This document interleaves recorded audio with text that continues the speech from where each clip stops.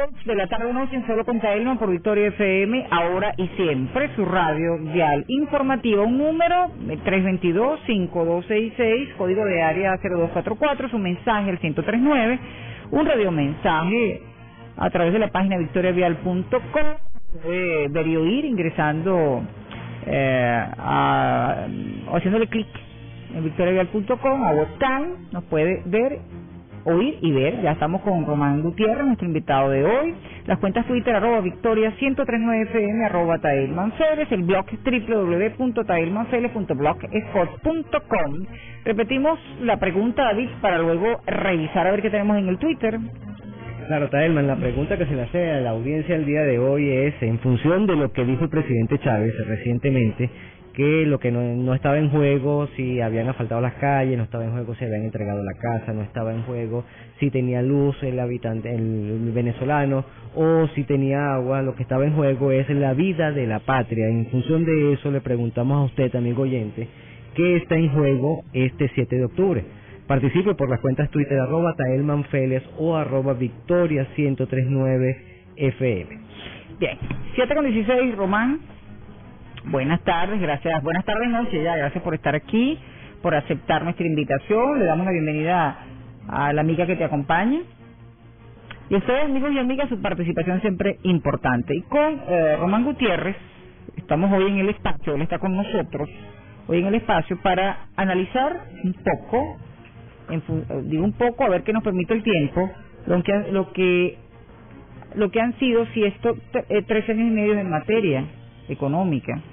¿Qué visión tienes tú, Román, economista con magíster en finanzas, especialista en finanzas e inversión, representante, de algunas empresas, un hombre hecho ya, reconocido como docente universitario en esta área? Mira, yo he revisado tanta información hoy, yo quisiera comenzar por aquí. Por supuesto, cuando tú hablas de un balance entre la inflación, el empleo, producción, petróleo, en fin. Pero revisando el material conseguí esto. Entiendo que es, no sé si es un analista o es un periodista que se llama Vladimir Labrador, ¿no? Él habla, es un análisis de la política económica entre 1999 y el 2012, y agarré aquí un parrafito pequeño, ¿no? A ver qué piensas tú. La política del gobierno del presidente Chávez se centra en la política de la plena soberanía petrolera, radicando en el rescate de nuestras reservas para aumentar un 185% y convertirnos en la primera potencia energética del mundo. Buenas noches, mucho todo lo que me escuchan, respeto a todos los oyentes de Victoria 103.9 FM. Me parece un disparate pensar que las reservas petroleras de Venezuela, o el aumento de las reservas petroleras de Venezuela, se debe a la gestión del presidente Chávez, porque siempre han estado allí en el subsuelo, pues una riqueza que natural que Dios le dio a esta tierra y que siempre han estado allí, solo que se hizo un cambio en la forma en que se calculaban estas reservas, más que se realizó un cambio en la forma de cálculo, se hicieron algunos nuevos descubrimientos. El tema de la soberanía es un tema particular. Yo no entiendo cómo se puede fortalecer la soberanía de un país cuando Venezuela en estos últimos 14 años, uno de los aspectos quizás más, donde más se ha deteriorado la política económica, es en el aspecto del endeudamiento de la nación. O sea, una nación que está altamente endeudada. Estamos hablando de que en el año 1998 la deuda pública externa de Venezuela rondaba los 40.000 millones de dólares. Es correcto. Estamos hablando de la deuda de la República más la deuda de PDVSA. No sobrepasaban los 40.000 millones de dólares. Hoy en día, además que hay que hacer una serie de cálculos y unos artificios muy complejos, porque la deuda está documentada de muchas formas muy subjetivas. Por ejemplo, la deuda con China está documentada de una forma que muchos economistas no la contabilizan.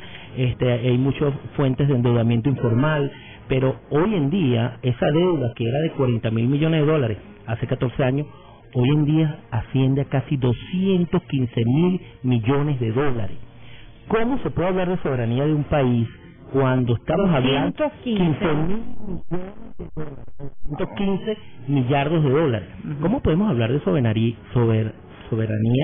cuando hoy en día Venezuela está endeudada con China, está endeudada con Japón, está endeudada con el mercado a través de bonos de la deuda pública? PDVSA tenía una deuda de 3.000 millones de dólares hace 14 años y hoy en día PDVSA debe más de 41.000 millones de dólares o 40 millardos de dólares en deuda solamente a través de bonos. Hoy en día las deudas totales o los pasivos totales de PDVSA, deudas financieras y no financieras, superan el patrimonio de la empresa.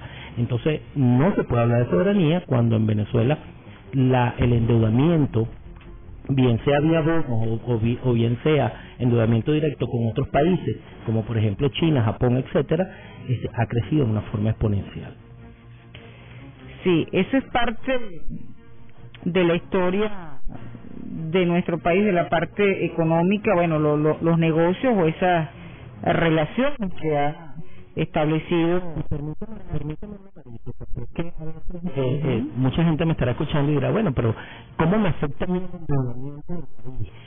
En la medida que Venezuela cada día más endeudada y endeudada a alto precio, una de las cosas es que Venezuela es el país de América Latina que paga los intereses más altos por la deuda que emite.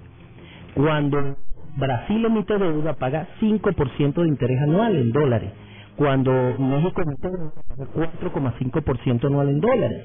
Cuando Venezuela emite deuda, tiene que pagar 11 y 12% anual en dólares. Es decir, que la deuda más costosa es la que emite la nación, la que emite Venezuela, y esto es producto del riesgo país. Ahora bien, en la medida que haya más deuda y esa deuda haya que pagar mayor servicio a la deuda por concepto de intereses. ¿Cómo se traduce eso? ¿Cómo se traduce? Se traduce en menos espacio presupuestario para la educación, para la salud, para la cultura, para el deporte, para la infraestructura, para la inversión en vialidad, porque el espacio presupuestario se lo roban los intereses que hay que pagar por concepto de servicio de la deuda. En Venezuela, si hacemos ese cálculo de 215.000 millones de dólares, deuda pública consolidada, PDVSA y la República, incluyendo expropiaciones que hay pendientes por pagar, incluyendo el endeudamiento con China, que se acerca a los 40.000 millones de dólares.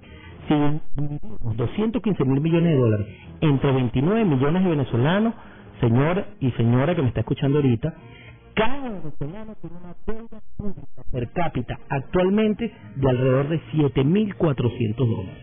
Cada persona que me está escuchando hoy, si dividimos toda la deuda de la República... Sin comértela ni bebértela.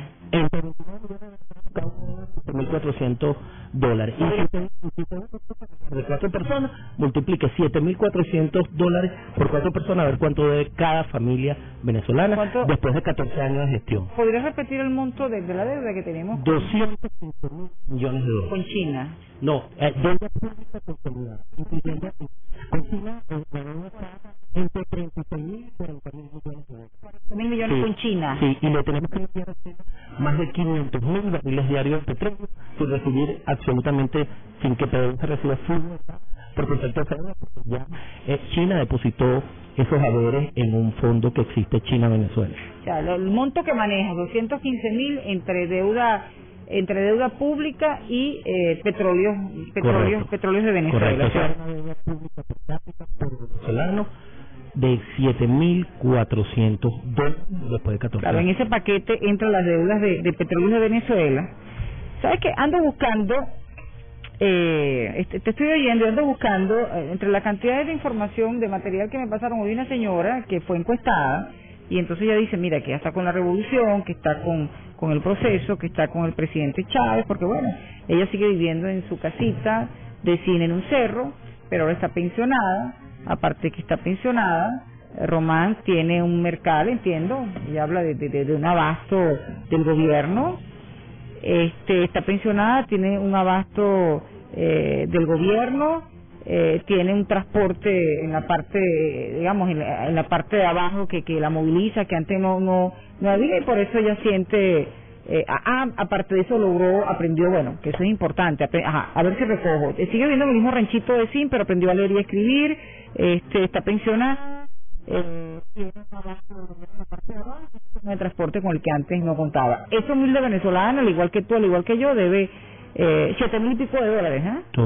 Sí, estamos dividiendo toda la deuda pública nacional consolidada del sector público, repito, valga la redundancia, entre los 29 millones de venezolanos. Pedro Pérez, que no oye, el ama de casa, y repito, ¿no? O sea, sin que a ti te hayan consultado. Es correcto. Porque ya para seguir en materia económica en sí, en el tema, a mí la lógica me indica, no sé, que eso ha debido pasar por la Asamblea Nacional. Bueno, es que ahí entramos en otro aspecto. A ver si una de las cosas que hubiésemos sido consultados. Fíjate, Tadelma, una de las cosas ya a nivel cualitativo que más se ha deteriorado en las finanzas públicas de Venezuela en los últimos 14 años es la calidad de la información y el control fiscal. Anteriormente, en Venezuela, cuando el gobierno quería emitir deuda o quería aumentar sus techos de endeudamiento, todo esto pasaba por controles muy estrictos en la Asamblea, en el Congreso, y el Congreso aprobaba hasta cuánto se podía endeudar la nación, bajo qué mecanismos se iba a endeudar la nación. Hoy en día hemos visto una gran cantidad de mecanismos parafiscales de endeudamiento y fondos mediante los cuales se gasta los ingresos nacionales, que viola todo este tipo de control y todo este tipo de controles que anteriormente existían. Entonces, las finanzas públicas en Venezuela se han convertido en unas finanzas públicas con un grado de opacidad muy grande, y opacidad significa oscuridad. Los analistas económicos tienen que hacer malabares para poder entender y obtener la información y poder hacer análisis de esa información. De hecho, una reconocida banca de inversión, una reconocida calificadora de riesgo llamada Fitch, dijo hace poco que probablemente iba a bajar en los próximos meses la calificación crediticia de Venezuela. Y cuando le preguntaron por qué la iba a bajar, el analista dijo: yo no puedo calificar lo que no veo. Es decir, no veo las finanzas públicas, no veo claro los números de los fondos, dónde están los fondos, si existen realmente los famosos fondos externos que tiene la nación, la opacidad, el parafiscalismo, o sea, el grado de oscuridad con la que se manejan las finanzas públicas en Venezuela es tremendo actualmente. El Banco Central perdió todo tipo de autonomía también en materia política monetaria. Entonces, a nivel cualitativo se ha perdido muchísimo en estos últimos 14 años, repito, en materia de control fiscal, en materia de transparencia fiscal, ¿ok? No se rinden cuentas. La ley, te voy a poner un ejemplo muy sencillo. La ley anticorrupción que se aprobó en el año 2003 dice que todos los organismos del Estado y empresas del Estado deben brindar un balance económico de su gestión cada trimestre. Aquí pasa casi un año, no presentan los números ni siquiera de su gestión, sino con un desfase tremendo, y aquí no sabemos realmente cuáles son los números de las empresas del Estado, cuántos son las pérdidas, por ejemplo, de las empresas del sector básico, de los sectores básicos, de los sectores públicos, Guayana, todas estas empresas del Estado, no están claros los números a nivel fiscal. Entonces, los analistas internacionales están muy preocupados y dicen, bueno, no sabemos realmente cuál es la verdadera situación fiscal en Venezuela. ¿Por qué? Producto de la opacidad, del alto grado de parafiscalismo con el que se manejan las finanzas públicas y que ha venido deteriorándose durante estos últimos 14 años. ¿Podrías repetir y disculpa, información vial, Roberto, podrías repetir y disculpa, Román, voy a tomar nota de eso, a cuánto alcanzaba la deuda pública en el año 1998-99 cuando asume? 35.000 y 40.000 millones de dólares. Hoy sobrepasa los 200.000 millones de dólares. O sea, solamente la de China era la... No, es que en aquel momento no teníamos aproximadamente. Venezuela no le debía China en el año 98. No, eso viene producto del fondo chino, la conformación del fondo chino, 250.000 millones, y con China 40.000 millones. Con 40.000 millones de dólares, y dentro de esos 250.000 40.000. Sí.